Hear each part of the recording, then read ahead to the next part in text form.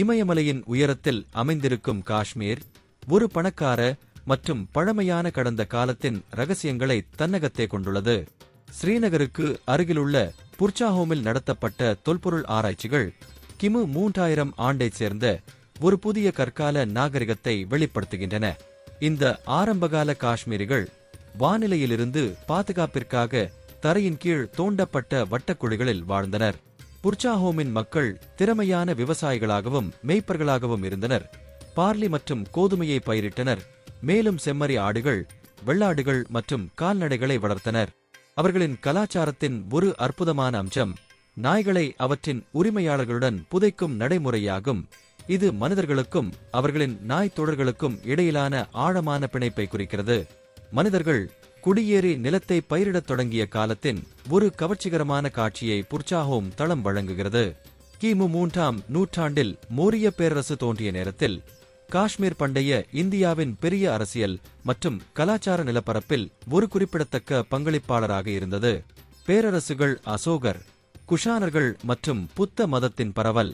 புத்த மதத்திற்கு மாறியதற்காக புகழ்பெற்ற மோரிய பேரரசர் அசோகர் காஷ்மீரில் ஒரு நீங்காத முத்திரையை பதித்தார். கிமு 3ஆம் நூற்றாண்டில் அவரது ஆட்சியில் புத்த மதம் பள்ளத்தாக்கில் பரவியது. ஏராளமான ஸ்தூபிகள் மற்றும் மடங்கள் காஷ்மீரை புத்த கற்றலுக்கான ஒரு முக்கிய மையமாக மாற்றின.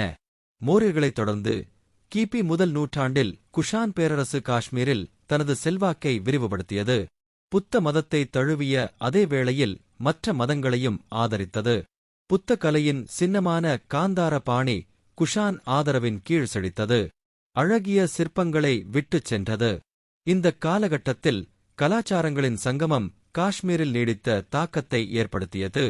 இது பல்வேறு மரபுகள் மற்றும் நம்பிக்கைகளின் உருகும் பானையாக மாறியது.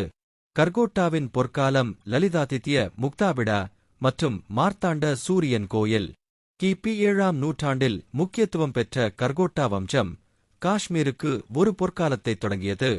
கர்கோட்டா ஆட்சியாளர்களில் லலிதாதித்ய முக்தாபிடா மிகவும் புகழ்பெற்றவராக திகழ்கிறார்.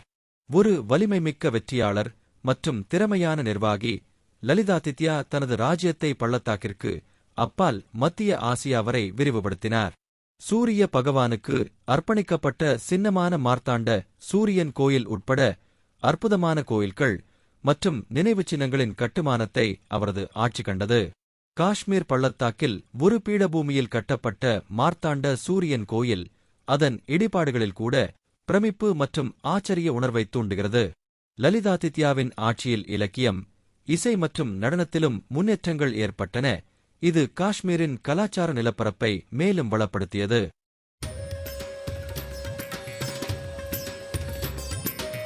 உத்பாலாவிலிருந்து லோகாரா வரை கல்லணரின் ராஜதாரங்கிணி மற்றும் ராணி திட்டாவின் மரபு. கர்கோட்டா வம்சத்தைத் தொடர்ந்து காஷ்மீர் உத்பாலாஸ் மற்றும் லோகாராஸ் உட்பட பிற வம்சங்களின் எழுச்சி மற்றும் வீழ்ச்சியை கண்டது. கிபி 9ஆம் நூற்றாண்டில் நிறுவப்பட்ட உத்பாலா வம்சம் கலை மற்றும் இலக்கியத்தின் ஆதரவிற்காக குறிப்பிடத்தக்கது. இருப்பினும் லோகாரா வம்சம், குறிப்பாக கிபி 980 முதல் 1003 வரை ராணி திட்டாவின் ஆட்சி, அதன் அரசியல் சூழ்ச்சி மற்றும் கல்லணரின் ராஜதாரங்கிணியின் மரபுக்காக தனித்து நிற்கிறது. காஷ்மீர் வரலாற்றில் ஒரு குறிப்பிடத்தக்க நபரான ராணி திட்டா தனது மகன் மற்றும் பேரனுக்கு அரச பிரதிநிதியாக ஆட்சி செய்தார். 4 தசாப்தங்களுக்கும் மேலாக ராஜ்யத்தை திறம்பட கட்டுப்படுத்தினார். கிபி 12ஆம் நூற்றாண்டில் காஷ்மீரி பண்டிதர் கல்லணரால் எழுதப்பட்ட காஷ்மீரின் வரலாற்றின் ஒரு தொகுப்பான ராஜதாரங்கிணியின் தொகுப்பையும் லோகாரா காலம் கண்டது. காஷ்மீரின் கடந்த காலத்தின் சிக்கல்களை புரிந்து கொள்வதற்கு கல்லணரின் ராஜதாரங்கிணி ஒரு விலைமதிப்பற்ற ஆதாரமாக உள்ளது.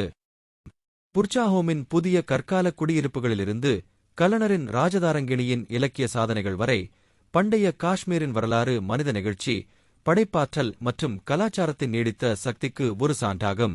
பண்டைய காஷ்மீரின் மரபு, அதன் துடிப்பான கலை மரபுகள், அதன் ஒத்திசைவான மத நடைமுறைகள் மற்றும் அதன் இலக்கிய பாரம்பரியத்தில் தெரியும். நாகரிகங்கள் ஒன்றோடொன்று இணைந்திருப்பதையும் மனித முயற்சியின் நீடித்த சக்தியையும் பண்டைய காஷ்மீரின் கதை நமக்கு நினைவூட்டுகிறது.